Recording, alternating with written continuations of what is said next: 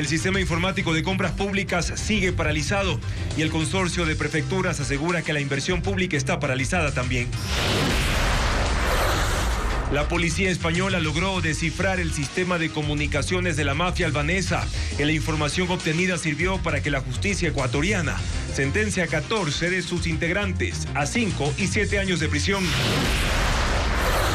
El Tribunal Contencioso sesiona para analizar si ratifica o no la destitución de 3 consejeros de participación titulares y una suplente. La falta de insumos y medicamentos, la atención deficiente, son parte de los males que arrastra el Seguro Social. Y Televistazo los analiza en la 6ª entrega de la serie sobre los problemas urgentes que deberá solucionar el próximo mandatario. 180 mujeres ingresaron al cuartel en calidad de conscripto y hoy recibieron sus armas y realizaron prácticas de tiro. Televistazo las acompañó. Un grupo de sicarios acribilló a una familia en su vivienda en Durán, Guayas. Mató a 5 e hirió a un niño. La policía arrestó a un sospechoso.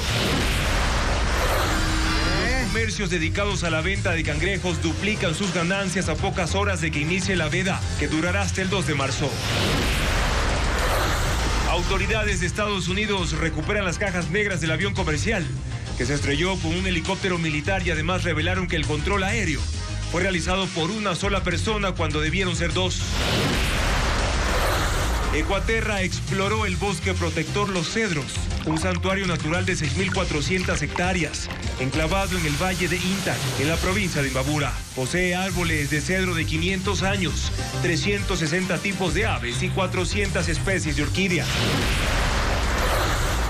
Neymar regresa al Santos de Brasil después de 12 años. El astro brasileño firmó su contrato por 6 meses. ¿Qué tal, amigos? Viernes 31 de enero comenzamos Televistazo Estelar con la información destacada. 3 miembros principales y una suplente del Consejo de Participación fueron acusados de una infracción electoral grave por estar vinculados a la Revolución Ciudadana.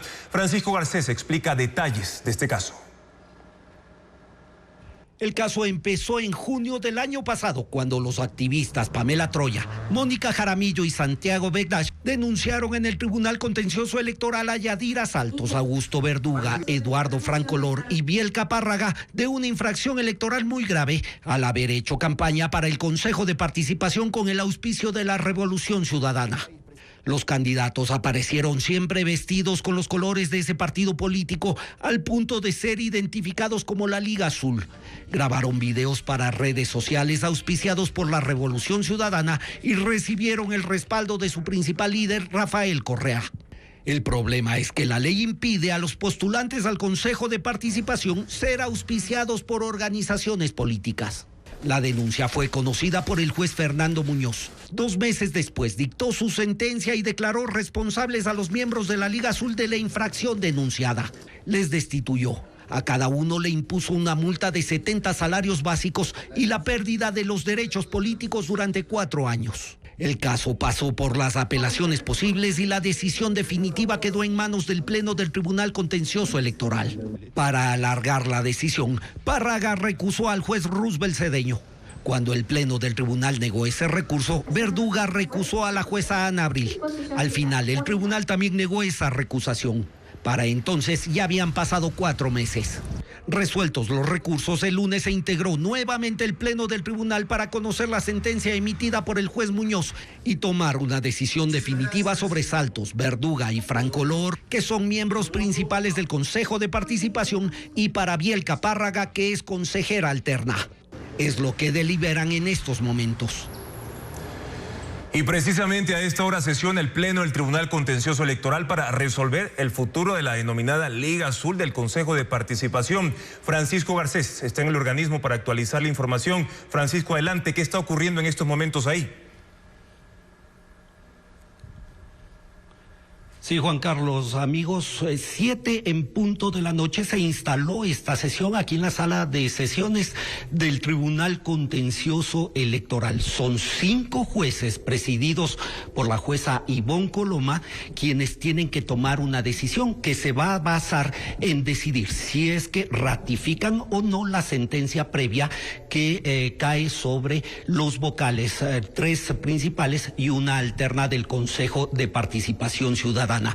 Los miembros de este tribunal tienen que conocer esa sentencia que ya han conocido previamente porque ya la han analizado, han llegado a sus correos personales y tomar una decisión. La decisión tiene que tomarse por mayoría simple, es decir, 3 de los jueces tienen que tomar esa decisión, sea ratificando la sentencia, modificándola o negándola de ser el caso, y eso sucederá en los próximos minutos. Está previsto que esta sesión no dure más de unos 30 a 40 minutos, según nos han informado, de acuerdo al procedimiento que normalmente asume el Tribunal Contencioso Electoral. Así que estaremos pendientes de esa decisión y obviamente les informaremos cuando sea pertinente y cuando tengamos la ratificación de la decisión que tome el Tribunal Contencioso Electoral al respecto de la Liga Azul, Juan Carlos.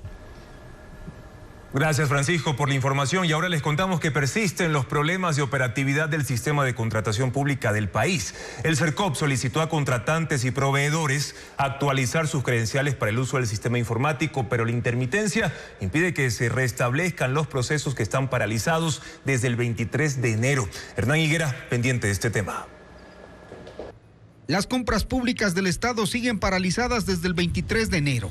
El CERCOP, que es el servicio encargado de autorizarlas, ha pedido a contratantes y proveedores que hasta el sábado actualicen sus claves para acceder al sistema que se supone está operativo. La plataforma fue habilitada hace algunas horas, pero según los contratistas y proveedores del Estado, registra intermitencias y el catálogo electrónico de compras públicas no puede ser utilizado. Esto obliga a replantear la planificación de la adquisición de las entidades del Estado. Hoy, al malestar expresado por el Colegio de Profesionales en Contratación Pública y el Observatorio de Transparencia, se sumaron las prefecturas que lamentan la paralización y la falta de explicaciones.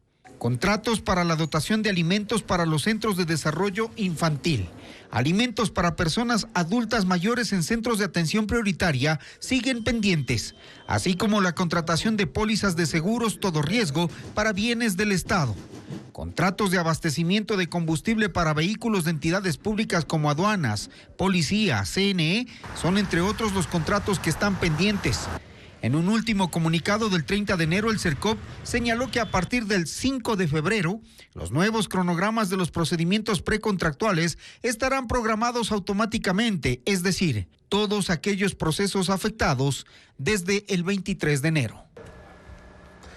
14 integrantes de la mafia albanesa fueron condenados por delincuencia organizada. La justicia española logró desencriptar el sistema de comunicación que usaban para poder coordinar los envíos de droga de Ecuador hasta Europa con contenedores de fruta.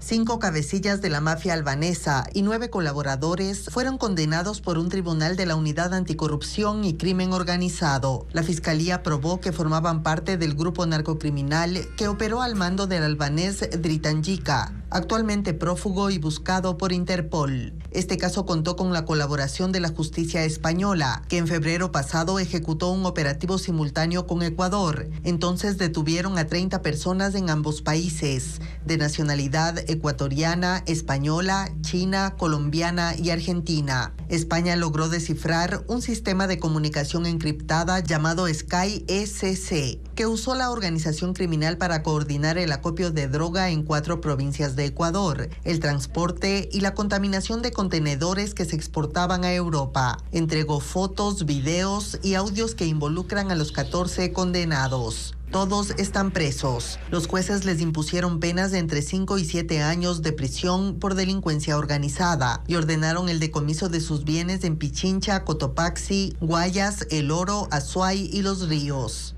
Otros 2 integrantes de la mafia albanesa procesados en este caso están detenidos y son juzgados en España. 3 más están prófugos. Donald Trump confirmó que los aranceles del 25% sobre los productos importados de Canadá y México entrarán en vigencia mañana, pero no ha decidido si incluirán los productos petroleros. El presidente alega que Estados Unidos tiene un déficit comercial muy elevado con ambos países.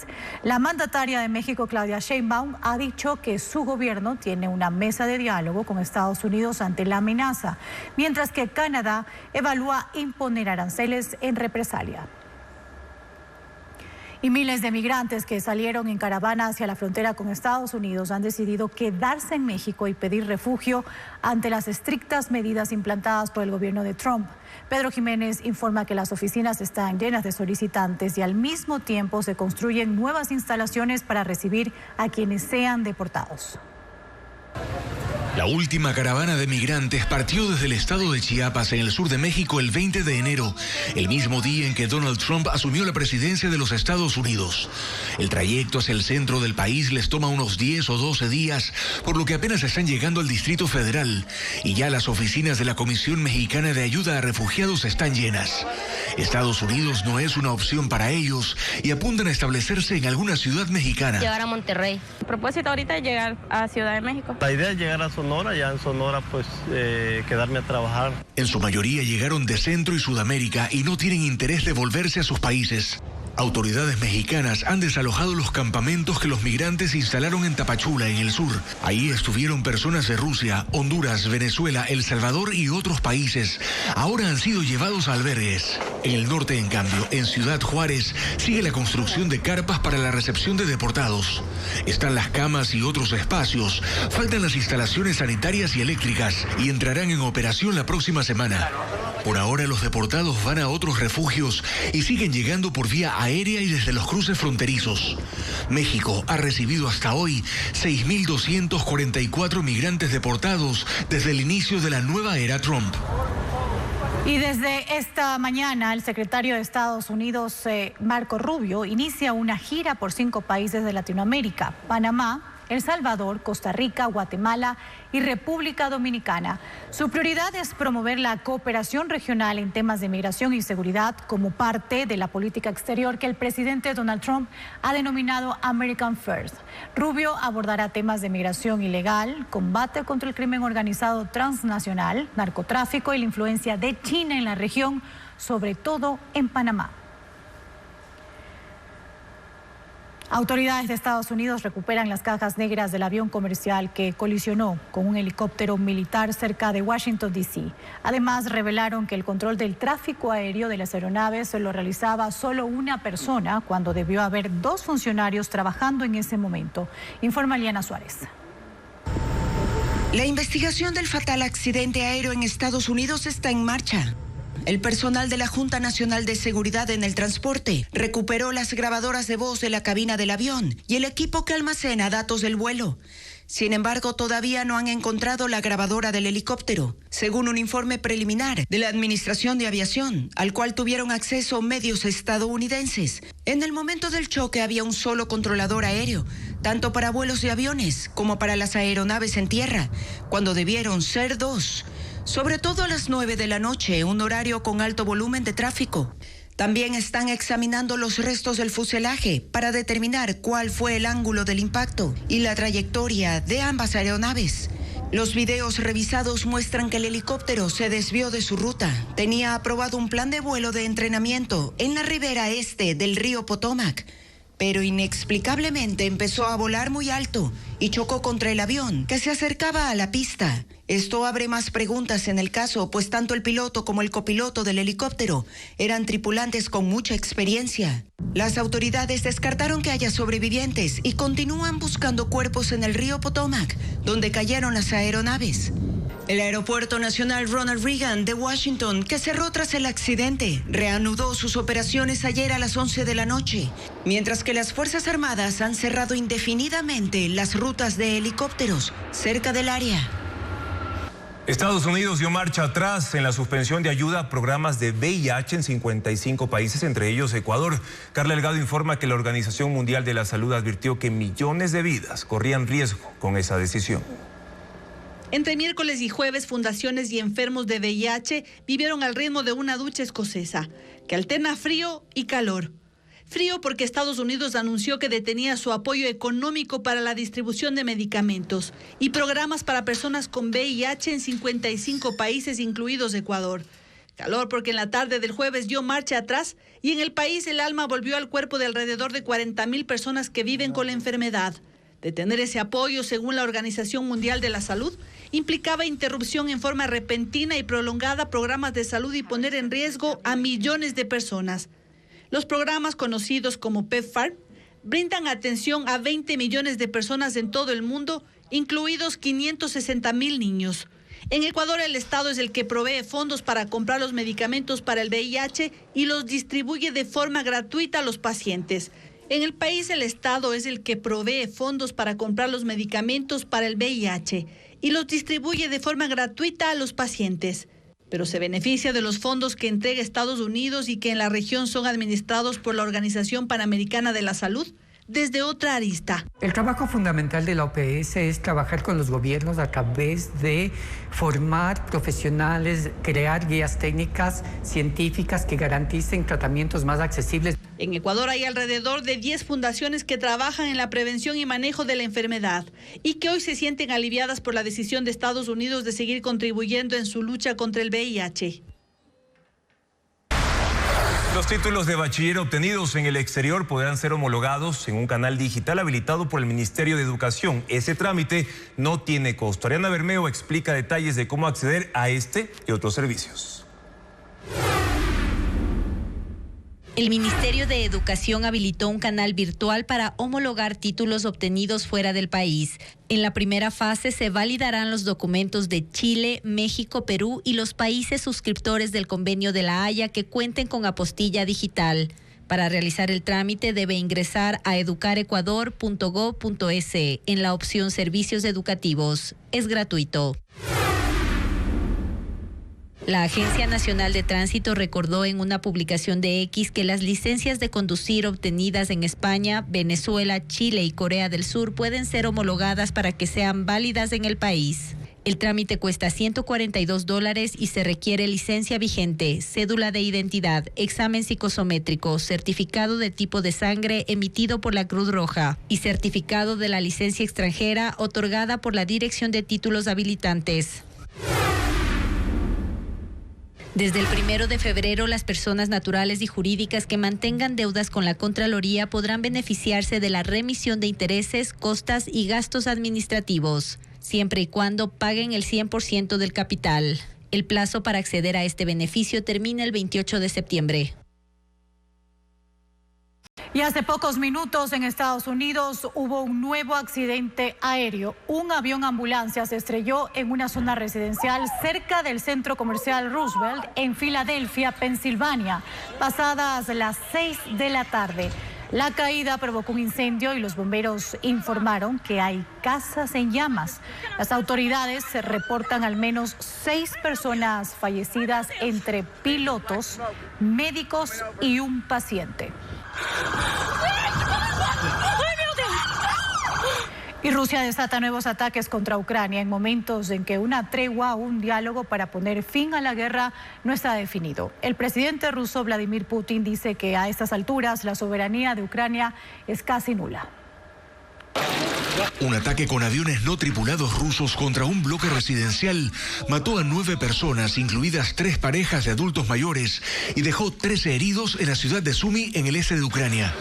Los servicios de emergencia mostraron el estado en que quedaron los edificios y a grupos de rescate buscando a otros sobrevivientes. Otro bombardeo más temprano esta semana estuvo dirigido contra la localidad de Vorizhna en Kharkov. El gobierno de Ucrania calificó estas operaciones como actos de terror.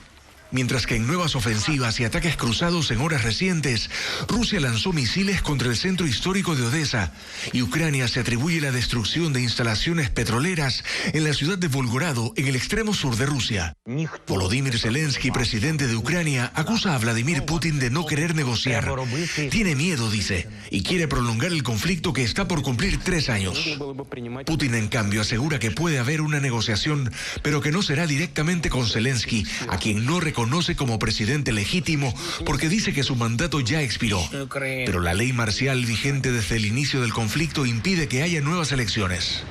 Putin afirma además que los combates pueden terminar pronto si los aliados occidentales dejan de apoyar a Ucrania. No aguantarían ni un mes si se acaba el dinero y las balas, y la soberanía de Ucrania es casi nula, dice Putin. El presidente de Estados Unidos, Donald Trump, sigue presionando a ambos gobiernos. Señala que Zelensky quiere una negociación, pero hasta ahora la idea no se concreta.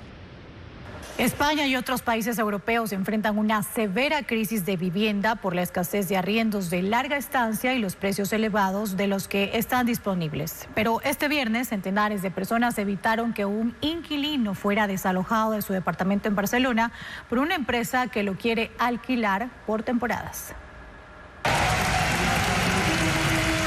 Las protestas por viviendas dignas en España tomaron un nuevo giro este viernes en Barcelona, cuando una multitud se concentró frente a un complejo de departamentos conocido como la Casa Orsola para evitar que un inquilino fuera desalojado. Se trata de Josep Torrent, un profesor de 49 años que tiene 23 de ellos viviendo en ese lugar. El edificio fue comprado en 2021 por una inmobiliaria que se niega a renovarle el contrato para convertir el departamento en un alojamiento turístico de alto costo, como ha hecho con otros 8. Los antiguos inquilinos como Torrent pagan un arriendo de $700 al mes. Para los nuevos es más del doble, unos 2.000. El caso provocó indignación en los vecinos. Hicieron una vigilia desde el jueves y cuando llegó la policía esta mañana lograron que se suspendiera el desalojo, aunque se estableció una nueva fecha para el 4 de febrero, día en el que han convocado una nueva protesta. Los habitantes de Barcelona y otras ciudades de Europa han hecho innumerables manifestaciones por la escasez de viviendas, pues las propiedades han sido adquiridas por compañías que solo las ponen a disposición de turistas o las colocan a precios impagables para los locales, desatando una crisis inmobiliaria. Un oso que escapó de las llamas del incendio Ethan en California encontró un espacio seguro en el sótano de una casa que había sido evacuada por sus dueños. Expertos en vida silvestre trabajaron por más de 20 horas para sacarlo y trasladarlo a un bosque protegido. Mientras tanto, los incendios en el condado de Los Ángeles ya fueron contenidos casi en su totalidad. El propietario de esta vivienda en Altadena, Sami Arind, fue informado por la compañía de gas y luz que no podían acceder al sótano para reconectar sus servicios, pues había un enorme oso adentro. Sorprendido por la noticia, usó una cámara y constató que un animal de más de 500 libras estaba durmiendo debajo de su casa. Una brigada de rescate de vida silvestre trabajó casi un día para sacarlo. Idearon una trampa para traerlo fuera del sótano. En una jaula pusieron pollo asado, sardinas, salsa de tomate, manzanas y mantequilla de maní. Sin duda un festín que el oso no pudo ignorar. Lo atraparon y lo sedaron. Descubrieron que el oso tenía las patas quemadas, por lo que deducen que se escondió en la casa huyendo del fuego. Lo sanaron, le pusieron un collar GPS para rastrearlo y luego lo liberaron en un bosque protegido de Los Ángeles. Los incendios forestales que estallaron el 7 de enero en el condado están controlados hasta en un 99%. Por eso se levantaron las órdenes de evacuación y muchos residentes volvieron a casa. La policía de Nueva York está buscando a un grupo de pandilleros que se robaron un tren del subway en el distrito de Queens. Un empleado del servicio avisó a la policía que varios hombres entraron en el vagón de control en una estación. 3 de ellos lo encendieron, se lo llevaron y lo abandonaron más adelante. Luego publicaron el video en redes sociales. Los hombres aún no han sido localizados. Y partes del norte, el centro y el este de China están afectadas por fuertes caídas de nieve que han obligado al cierre de carreteras. La medida se tomó para evitar más accidentes en las vías, algunas con acumulación de hielo sobre el asfalto por las bajas temperaturas. La policía de tránsito ha desplegado patrullas en los tramos más complicados y los servicios meteorológicos informan que las condiciones extremas se mantendrán hasta el 1 de febrero, aunque pronostican más frío y vientos para las próximas semanas. La situación ha alterado muchos planes de viaje de millones de personas que se movilizan durante las celebraciones por el nuevo año lunar. Este viernes tembló. Según el Instituto Geofísico, el sismo fue de magnitud 5.5 con una profundidad de 11 kilómetros en Tena, provincia de Napo. Esto ocurrió exactamente a las 6:02 de la tarde y se sintió en Riobamba, Píllaro, también en La Maná, Morona, Santiago, Santo Domingo de los Áchilas, Guayaquil, Imbabura, además en la capital, en Quito. Pero un segundo temblor de magnitud 4.4, profundidad de 5 kilómetros, fue reportado a las 6:10 cerca cerca del cantón Latacunga en la provincia de Cotopaxi. Y además un tercer sismo ocurrió en el mismo epicentro con una magnitud de 3.4. Por ahora no se reportan daños. Ahora hablemos de cine, recomendaciones literarias y concierto de boleros, que son algunas de las actividades en Quito, Guayaquil y Cuenca para este fin de semana. Ya viene la agenda de entretenimiento con Estefanía Arias. Oye, ¿no son daltónicos los perros?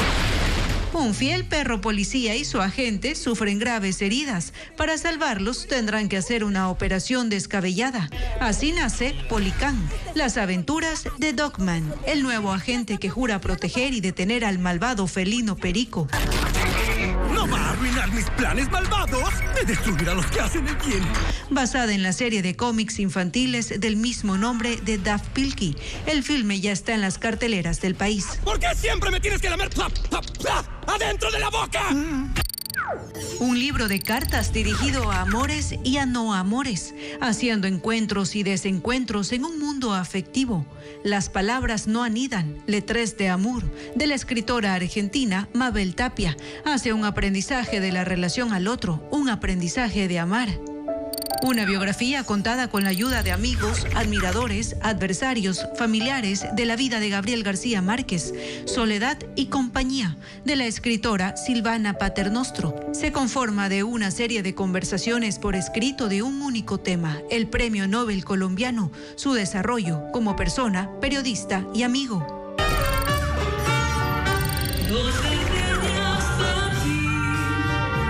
Música romántica para celebrar la llegada de febrero, el mes del amor. Boleros inolvidables, un concierto que se presentará en la Casa de la Música en Quito, con 4 artistas y una banda sobre el escenario, quienes interpretarán temas de Armando Manzanero, Leo Marini, entre otros.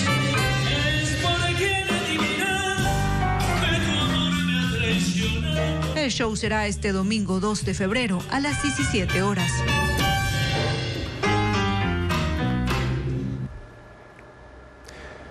Y ahora vamos a revisar la información meteorológica para este sábado 1 de febrero en la costa, donde se pronostica una temperatura entre 32 y 24 grados centígrados con un índice UV entre 7 y 8 que están considerados como alto y muy alto. En la sierra se espera una temperatura entre los 18 con una mínima de 7 grados centígrados y una radiación ultravioleta máxima de 11. Esto significa extremadamente alto. Ahora vamos a revisar cómo estará el clima en la región amazónica mañana. Habrá una temperatura entre 32 y 23 grados centígrados con una radiación máxima de nivel 10 que según el INAMI es alto. Por eso se recomienda usar bloqueador y no exponerse directamente a los rayos solares. Vamos a una nueva pausa aquí en Televistazo Estelar y ya regresamos.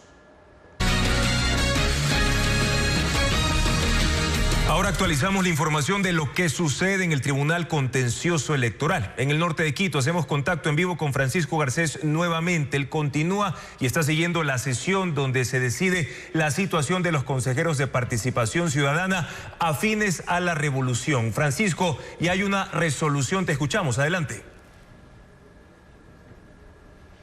Sí, Juan Carlos, nos volvemos a conectar porque efectivamente hace un minuto exactamente concluyó esta sesión del Pleno del Tribunal Contencioso Electoral en la que se analizaba la sentencia sobre la llamada Liga Azul. La resolución fue ratificarla, es decir, los consejeros del Consejo de Participación Ciudadana, Yadira Saltos, Augusto Verduga, Eduardo Franco Lor y Biel Capárraga han sido destituidos por el Tribunal Contencioso Electoral, que ha definido que ellos son responsables de haber cometido una infracción electoral grave por haber hecho campaña junto a la Revolución Ciudadana y por tanto la sanción es la destitución. Pero no solamente eso, también han sido sancionados con multa, cada uno de ellos de $31,500 y además de eso van a perder sus derechos políticos durante los los próximos 4 años. La sentencia deberá ser notificada para que surta el efecto correspondiente tanto al Tribunal Supremo Electoral, al mismo Consejo de Participación Ciudadana, a los denunciantes y también a quienes fueron sentenciados por la infracción electoral. Así que ya se ha tomado la decisión definitiva sobre el caso denominado Liga Azul, en el que los 4 consejeros de Participación Ciudadana vinculados con la Revolución Ciudadana han sido destituidos. Eso ya tendrá que conocerse en el Consejo de Participación, que deberá tomar las decisiones y reintegrar el Pleno con nuevos integrantes, nuevos consejeros que deberán ser posesionados en los próximos días. Esa es la información que se produce en estos momentos en el Tribunal Contencioso Electoral. Juan Carlos y amigos, buenas noches.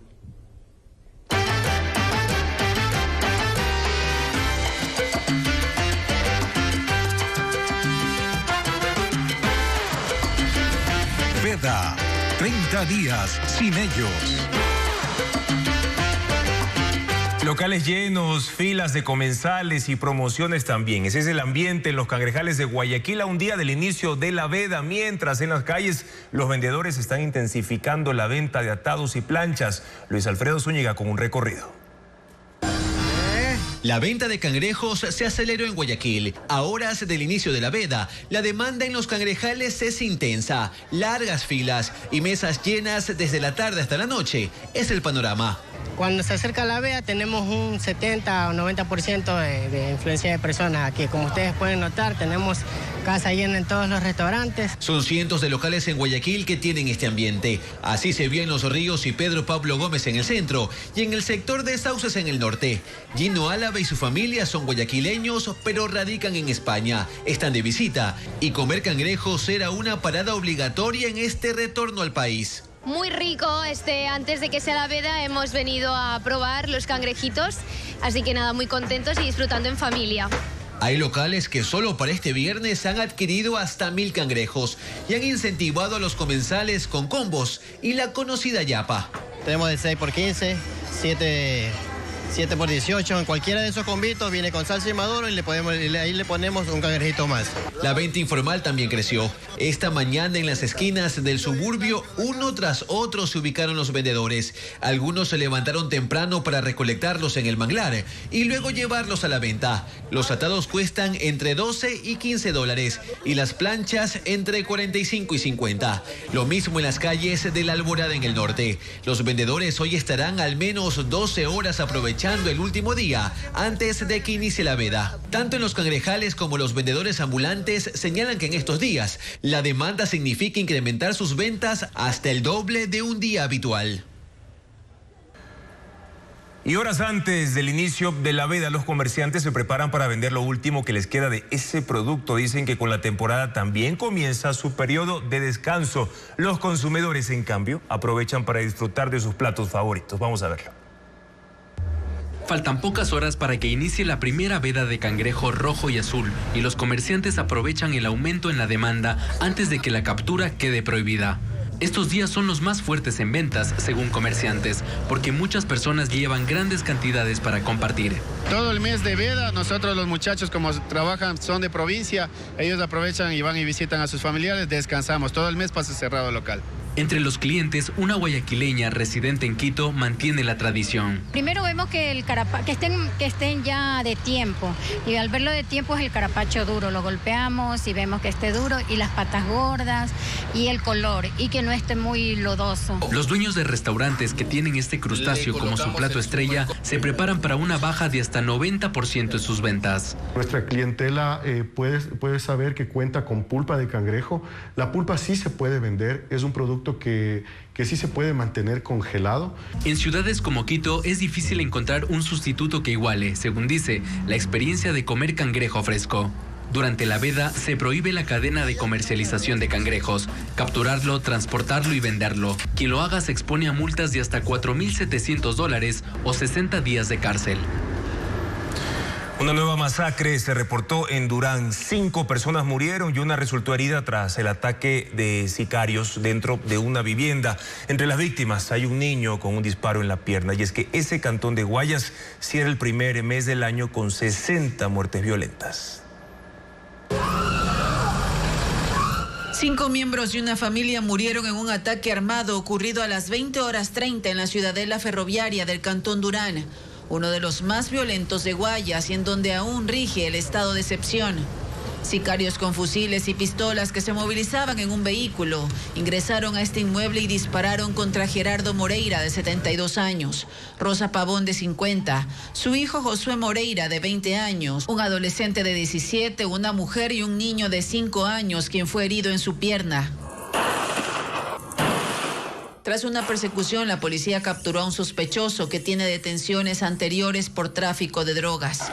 Según las autoridades, se investiga si los crímenes fueron cometidos por venganza contra uno de los miembros de la familia que no estaba en el sitio. Se trata de un joven de 22 años denominado alias La P. Las autoridades detallan que posee antecedentes por tráfico de drogas y tenencia ilegal de armas. Es cabecilla de la banda Master Killer, que controla la parte baja del Cerro Las Cabras.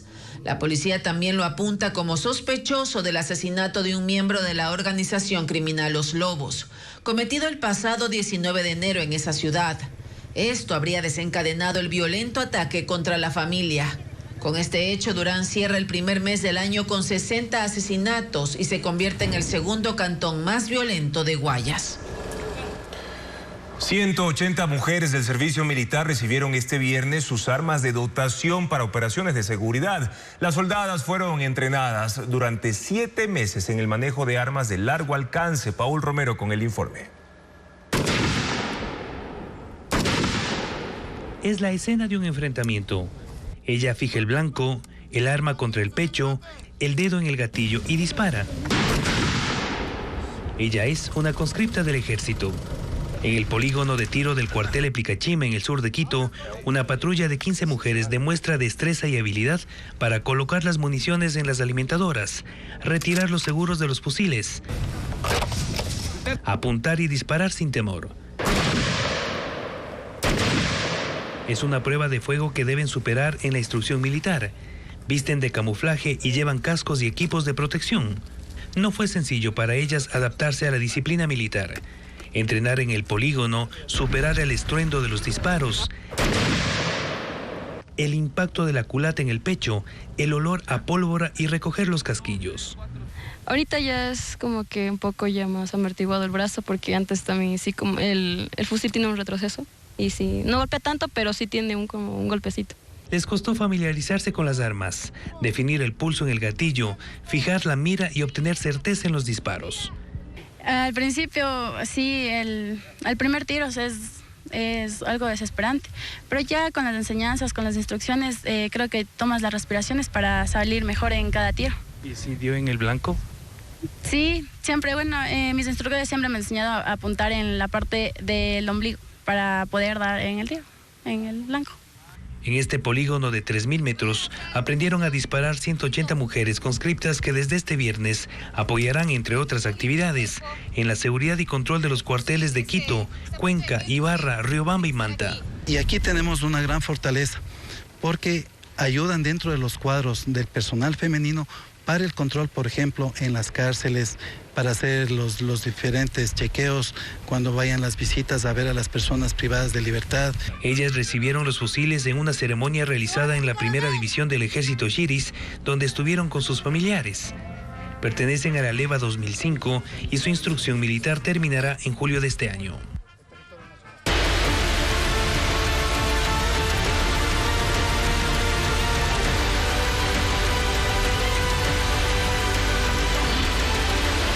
Elecciones 2025.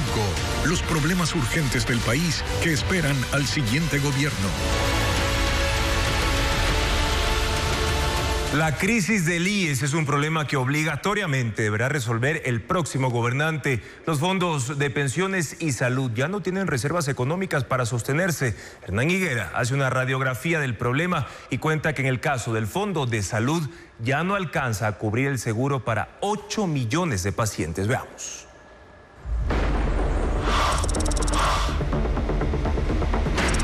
La atención médica en el IES es uno de los problemas más irritantes para la población.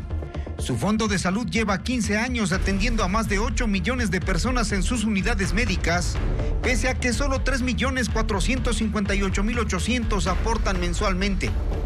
Esa es apenas una de las causas del financiamiento del Fondo de Salud, que se refleja en la falta de medicamentos, insumos, equipamiento, atraso de citas y cirugías. El seguro de salud necesita casi 2.180 millones de dólares al año para funcionar. Apenas recibe 1.500 millones por aportes de los afiliados.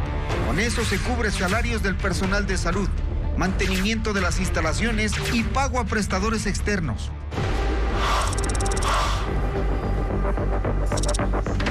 Esta crisis se arrastra desde el 2010, cuando el correísmo extendió la cobertura médica gratuita a los hijos de los afiliados menores de 18 años sin financiamiento. Eliminó la contribución estatal del 40% al fondo del IES y aprobó en 2015 una resolución con la que además se modificaron las tablas de aportación del seguro de salud, pensiones, riesgos del trabajo, y eso disminuyó aún más los recursos para la institución. Agravada con la corrupción en contratación pública, el manejo político del sistema de salud, que han logrado que el sistema acumule millonarios déficits. Solo en 2024 faltaron 800 millones para cubrir la necesidad de insumos y servicios en el sistema de salud, porque hasta las reservas están agotadas. La situación es compleja en términos de la gestión institucional, en términos de la normativa y también de la calidad de las prestaciones y de las fuentes de financiamiento. De la gobernabilidad también es un aspecto que requiere medidas, pero lamentablemente lo que siempre ha sido un óbice para el abordaje de esta temática es la falta de voluntad política.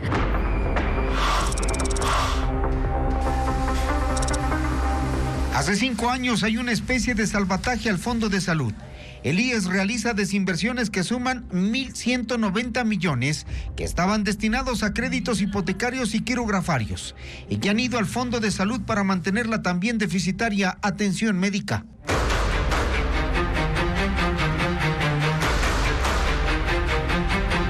El Fondo de Salud en los últimos 4 gobiernos nunca ha recibido del Estado las contribuciones completas, ni las recibirá. Para el 2025, por contribuciones del Estado, el IES requiere 914 millones de dólares. Finanzas le asigna apenas 169 millones. Los 745 que faltan, una vez más, deberán desinvertirse de lo que le queda al IES. El Fondo de Riesgos del Trabajo y el Seguro Social Campesino tampoco asumen los costos que el Fondo de Salud gasta cuando atiende a trabajadores accidentados. El Seguro Campesino tampoco contribuye al Fondo de Salud, que acumula millonarias deudas y cuentas altas por cobrar, como la del Estado, a la Seguridad Social. La deuda declarada que tiene el Estado ecuatoriano con la Seguridad Social es de 24.300 millones.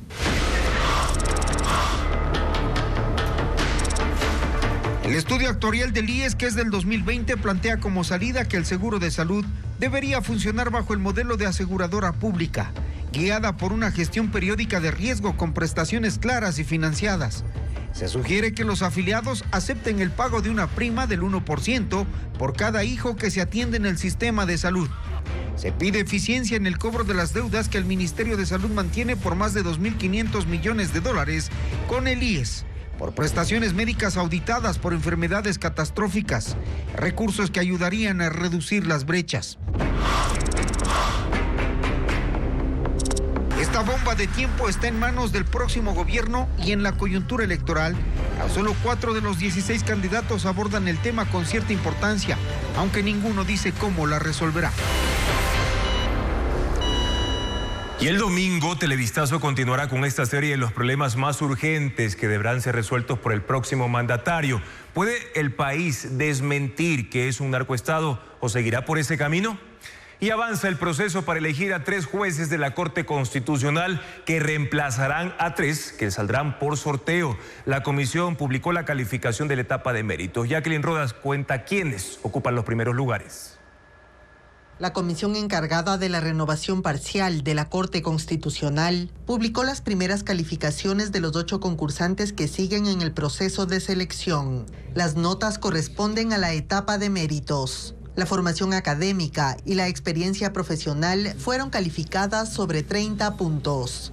Los 3 mejor puntuados son Pamela Aguirre Castro con 30 sobre 30, al igual que Jorge Benavides. Le sigue Claudia Salgado con 29 puntos. Las 2 postulantes mujeres provienen de la terna del presidente Daniel Noboa y Benavides de la función de transparencia. Pero para definir a los 3 ganadores que se convertirán en magistrados de la Corte Constitucional, aún restan 2 etapas que se calificarán sobre 35 puntos cada una, el examen escrito y la comparecencia oral. La comisión espera tener los resultados finales la primera semana de marzo. Entonces, la actual Corte Constitucional deberá sortear a los 3 jueces que dejarán su cargo para dar paso a los nuevos magistrados. Desde mañana, los alimentos balanceados para mascotas no pagarán el IVA en el país. El anuncio del mandatario Daniel Noboa días atrás ya se oficializó con el decreto presidencial que fue emitido ayer. Desde este sábado 1 de febrero, el alimento balanceado nutricional para mascotas no pagará IVA. Se incluyen los alimentos secos y húmedos producidos en el país o importados. La medida se hizo oficial ayer con el decreto firmado por el presidente Daniel Noboa. Dentro de esta línea de balanceados entran también unos balanceados que son medicados y el costo es elevado. Con el IVA pues bajaría un poco más esos costos. En un comunicado, el Servicio de Rentas Internas indicó que el decreto es de aplicación inmediata y no requiere la expedición de ningún listado de productos u otra normativa inferior, aunque el decreto ejecutivo asegura que el SRI debe enlistar los productos que no estarán cubiertos y seguirán pagando el impuesto. Los dueños de mascotas ya preguntan en locales comerciales sobre el nuevo precio de los productos, pues esperan un ahorro. De acuerdo al censo de 2022, 6 de cada 10 hogares tienen al menos una mascota. Eso significa que existen en el país 7,6 millones de animales de compañía. Un poco más de 5 millones son perros y un aproximado de 2 millones son gatos. Anteriormente ya estaban grabados con tarifa cero los antiparasitarios y productos veterinarios relacionados a la salud de los animales. Un mangle de aproximadamente 25 años de vida fue descubierto en la isla Santay, a las orillas del río Guayas. Es nativo de Asia y se trata de su primer registro en América. Vanessa Robles reporta que los científicos la consideran una especie exótica. A 25 minutos del muelle de Santay, al sur de Guayaquil, está el sector conocido como La Florencia, un islote que se ha convertido en el hábitat de un mangle asiático, observado por primera vez en el perfil costero del país. Su nombre es Erithiera fomes, un árbol amenazado en Bangladesh, que fue visto en 2022 por un grupo de científicos que recogía muestras en la zona.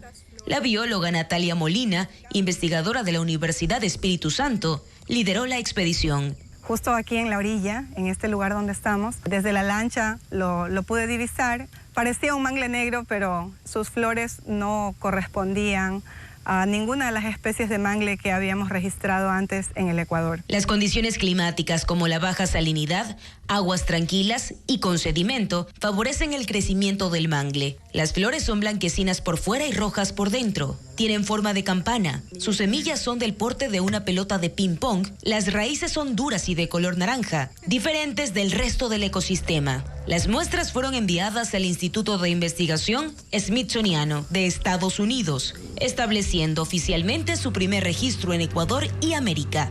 Pero, ¿cómo llegó desde Asia al país? En el artículo que escribimos, pusimos que una de las razones por las que pudo llegar acá es a través de embarcaciones. Los frutos tienen la capacidad de flotar. Se calcula que el mangle tiene 25 años y produce flores al menos 2 veces al año. Si en 20, 25 años este mangle no se ha dispersado a otros lugares, puede ser que no sea una especie invasora, solamente una especie exótica. Los investigadores del INABIO y la Universidad Espíritu Santo detallan que habrá una segunda parte de la investigación científica para determinar si existe en otra parte de Ecuador, estudiar la relación con los animales y determinar si en el futuro habrá afectaciones al ecosistema local. El dúo mexicano Hash celebra 23 años en la música y arrancó su gira de conciertos por Latinoamérica en Quito. En 2 horas de conciertos, los fanáticos cantaron los temas de su disco Hash, Bill y más. Ana María Palacios cuenta los detalles a continuación.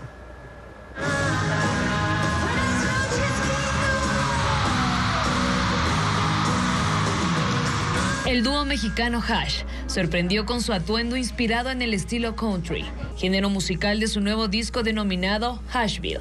Ellas y su banda estaban vestidos con sombreros y botas para su concierto en Quito.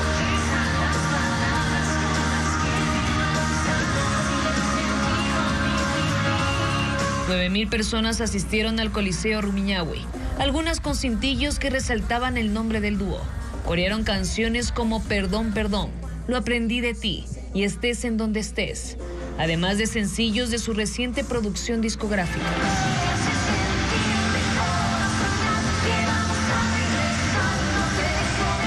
Hash impresionó a los quiteños con sus potentes voces y pasos de baile. Escogieron Ecuador para arrancar con su gira de conciertos. Las hermanas son reconocidas por sus baladas románticas y de despecho. Empezaron en la música en el 2002. Es considerado el dueto femenino más influyente de los últimos años en Latinoamérica. Deberías saber que cuando nos peleamos y nos enojamos, cuando lloro y te pido que te vayas. Ashley Grace y Hannah Nicole están celebrando 23 años de trayectoria y continuarán con su tour el sábado 1 de febrero en Guayaquil, en el Estadio Alberto Spencer. Estudiantes de 51 colegios del país presentaron los cortometrajes que prepararon como parte del proyecto El Valor de Hacerlo Bien, que lleva adelante la Mesa Nacional de Educación en Valores. Los audiovisuales abordaron temas como las adicciones, la depresión, la comunicación familiar y la inestabilidad emocional, como nos cuenta Luis Alfredo Zúñiga. Mamá, ¿me estás escuchando? Desde octubre de 2024, estudiantes de 51 colegios del país han preparado cortos de ficción, documentales y campañas educativas como parte del proyecto El Valor de Hacerlo Bien, que lleva adelante la Mesa Nacional de Educación en Valores, en alianza con el Festival Intercolegial de Cinefic, el Ministerio de Educación y la Prefectura del Guayas. La intención es fomentar los valores en los jóvenes y conciencia social mediante el cine, además abordar las problemáticas por las que pasan los adolescentes. Se generen testimonios y historias que inspiran, que motivan y que transforman. Hacer que los jóvenes sean parte activa del cambio que necesita la sociedad. En el auditorio del MAC en Guayaquil se presentaron estos audiovisuales grabados con la guía de miembros del FIC. Se mostraron historias sensibles, como el expendio de drogas en los colegios y cómo los compañeros de aula en ciertos casos atraen a otros a la adicción. Así lo mostró el audiovisual de la Unidad Educativa 15 de octubre de Naranjal y el de la Unidad Educativa Aguirre Abad de Guayaquil. Detente, joven Mateo. ¿Acaso no ves que estos gigantes intentan desviarte de tu camino? No dejes que te roben tus ideales. Concientizar a que no pase aquello, porque obviamente sabemos que hoy en día las crisis que tenemos en las educativas por este tipo de actos. Los estudiantes del Liceo Los Andes en Guayaquil abordaron en su cortometraje llamado Lienzos lo importante de la comunicación con la familia, así como el sentir que los padres se interesan por las preocupaciones de sus hijos y les den su respaldo. Tú lo que quieres es que yo sea una hija perfecta, que no tenga sus conflictos internos. La depresión, sus efectos y lo importante que es el acompañamiento de los amigos y la familia fue otro de los temas principales. Estudiantes de más de 30 ciudades han participado en esta iniciativa, que generó reflexión en los asistentes a la presentación de los audiovisuales. El 15 de febrero se anunciará los ganadores de las 4 categorías del proyecto. China celebra el Año Nuevo Lunar con espectáculos de fuegos artificiales y drones en algunas ciudades. Y también hay danzas tradicionales y ferias decoradas con farolas gigantes. China celebra por todo lo alto el inicio del año lunar.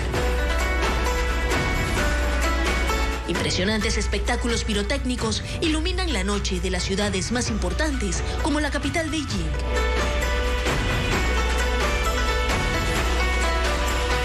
tecnología es parte de estos shows y miles de drones forman figuras gigantes en el cielo. Hay teteras, pandas, incluso astronautas. El Año Nuevo Chino se celebra con el Festival de Primavera, una festividad que se extiende por 2 semanas. Los eventos también incluyen danzas tradicionales como el baile del dragón y del león, así como la iluminación de parques y ferias con farolas gigantes de diferentes formas. Este 2025 es el año de la serpiente de madera, un símbolo chino relacionado con el encanto, la inteligencia y la creatividad, aunque también con el misterio y la astucia.